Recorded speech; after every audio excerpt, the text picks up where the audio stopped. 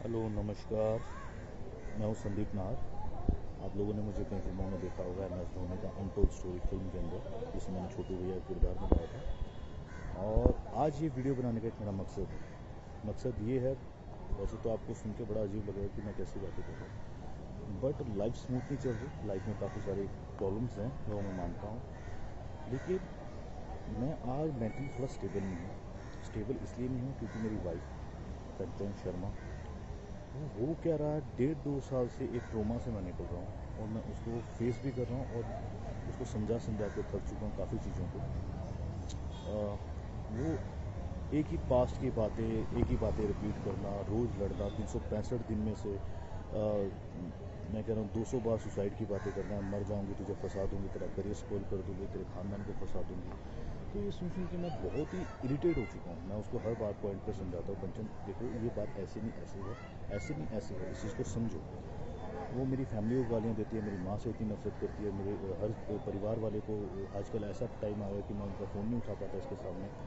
और बहुत सारी चीज़ें हैं, बहुत सारी चीज़ें ख़राब हो चुकी हैं, इतनी ख़राब हो चुकी है कि मैं अब ले नहीं पा रहा हूँ। दिमाग में इतना स्ट्रेस इसने दे दिया है। काम को लेकर यहाँ बॉम्बे में स्ट्रेस होता है, हर चीज़ को लेकर होता है, बट काम का स्ट्रेस फिर भी झेला जा सकता है, बट ये औरत का स्ट्रेस है, ये झेलना बहुत मुश्किल हो चुका है। मुश्किल इसलिए हुआ है कि ये काफ़ी ऐसी ऐसी बातें मुझे बोल देती है, बहुत ऐसी ऐसी बातें बोल देती है जिसका मेरी लाइफ में बिल्कुल भी कोई वैलिड पॉइंट नहीं। मैं बोल बोल के थक चुका हूँ। ये मेरा नाम किसी से भी जोड़ देती है। मैं 2 साल से इसके साथ हूँ, 24 घंटे हम साथ में रहते हैं, उठना बैठना हर चीज़ें होती हैं, लेकिन ये कहीं ना कहीं शक का कोई इलाज नहीं होता। शक करती है हर चीज़ पे, लड़ती है, और इसका लड़ना नॉर्मल लड़का नहीं है। ये जैसे साइको होते हैं, मतलब एक होता है शराबी इंसान, वो दारू पीता है और लड़ता है, लेकिन जब उसकी दारू उतर जाती है तो वो नॉर्मल हो जाता है ना। नॉर्मली ऐसा होता है, उसको गिल्टी फील भी होती है, उसको अपनी गलतियों का एहसास भी होता है। बट इसके केस में ऐसा है, अगर ये लड़ती है, उसको कोई बात बुरी लगती है तो वो उसके दिमाग में बैठ जाती है। बैठ इतने गंदे तरीके से जाती है, उसको निकालना बहुत मुश्किल होता है। ये कितनी रातें ख़राब कर देती है। इवन अभी जैन की बात है, जैन में ये घर से भाग गई थी, मैं रात को उसको ढूंढने गया था। ये ऐसे काम करती है और बहुत सारी बातें होती हैं। कब तक इसका वो करूँ। इसकी मम्मी बहुत साथ देती है। इसकी मम्मी का कहना है कि मैं तेरी ज़िंदगी दबा दूँ, हर तरह के केसेस बताती है, मैं ये केस हो जाएगा वो। एक्चुअली क्या है, इसकी मम्मी, इनके घर में 2 बहनों की भी लव मैरिज हुई है, तो इसकी मम्मी ने इनके दोनों जीजाओं को भी अंदर करवाया था। अभी वो मेरे को बोलती है, हर बात पे अपनी बेटी को बोलती है जाके पुलिस कंप्लेंट करो। किस बात बुनियाद पे? फेक चीज़ों पे, फेक झूठ बोल के आप केस बना सकते हो। ये क्या बातें हैं? औरत को एटलीस्ट दर्जा दिया गया है किसी चीज़ों का, तो उसका मिसयूज़ क्यों करते हो? और ये सब बातें कहाँ से आती हैं? आप रिश्ते बनाना चाहते हो या बिगाड़ना चाहते हो? रिश्ता बनाने के लिए आपको ये सब बातें नहीं लानी चाहिए ज़िंदगी में, अगर रिश्ता आपको अच्छा रखना है। आप इसकी मम्मी ऐसी ऐसी बातें करती है, और ये कंचन भी यही बातें करती है। इवन इसका एक किस्सा हुआ था 2015-16 में। इसका जो एक्स था, जिसके साथ ये 6 साल रही है, मैं इसको किस तरह से इसके कल उस पर इसके ऊपर लांछन नहीं लगा रहा हूँ कि ऐसी थी वैसे। मैं पॉइंट बोल रहा हूँ कि इसने अपने एक्स को भी झूठे केसों में अंदर करवाया। 3-4 महीने वो बेचारा अंदर रह के आया, दिव्या ज्योति उसका नाम था। तो ये सेम पॉइंट मेरे साथ कर रही है, और इसी जिद की वजह से इसने मुझसे शादी की थी उस टाइम पे कि मैं ये कर दूँगी वो मैंने तरस करके इस पर शादी की। तरस से चलो यार, मुझे लगा ऐसा कोई नहीं है, कर लेता हूँ। आज नहीं, इसका इसकी लाइफ ख़राब हो जाएगी। ये बोल रही थी मुझे मर जाऊँगी, पंखे में लटकने की आदत है, सुसाइड की बातें करती है। तो उस पॉइंट पे मैंने कर ली। फिर ये मेरे घर आई, ये 2019 की बात मैं बोल रहा हूँ, और उस टाइम पे हमारी बात हुई थी कि यार कि शादी हम कर रहे हैं, बट घर में नहीं बताएंगे, अगर जमी तो चलाएंगे, नहीं जमी तो फिर अलग हो जाएंगे, है ना, किसी को इतना डिस्क्लोज नहीं करते। फिर वो हमारी नहीं बनी आपस में, तो फिर मैं कोरोना की वजह से घर गया था। जब कोरोना की वजह से मैं घर गया था, तो उस टाइम पर इस लड़की ने मेरे घर पे आने की बात की, तो इसको उस टाइम मैरिज सर्टिफिकेट चाहिए था, तो मेरे घर वालों ने अच्छे से इसका वेलकम किया।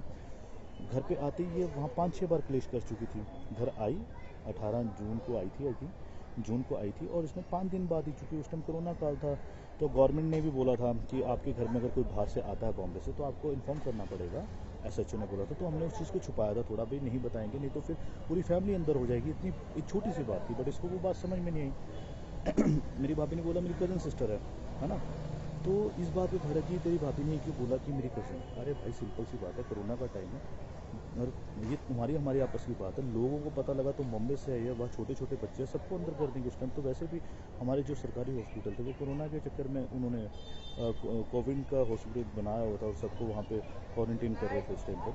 तो उसके बाद कुछ और छोटी छोटी चीज़ें हुई, जैसे कि हमारे घर में किन्नर आए, किन्नर बधाई लेने आए, तब ये लड़ी, क्योंकि हमने उनको भेज दिया था। भेजने का एक कारण था, कारण ये था कि अगर हम किन्नरों को बधाई दे देते तो हमारे रिश्तेदार नाराज़ हो जाते। उनको लगता कि इनके घर में बहू आई, इन्होंने हमें नहीं बताया। मैंने कंचन को, उस टाइम हमारी शादी की रिसेप्शन पार्टी फिक्स हो गई थी 30 जुलाई को, तो हमने बोला कि आप 30 जुलाई के बाद आना, हम आपका वही जो बनता है वो देंगे।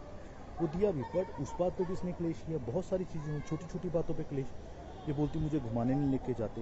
अबे भाई, कोरोना में बॉर्डर सील हुए गए, हिमाचल बॉर्डर सील है, पंजाब बॉर्डर सील है, कैसे लेके जा सकते हैं? ये बात इसको समझ में नहीं आ रही।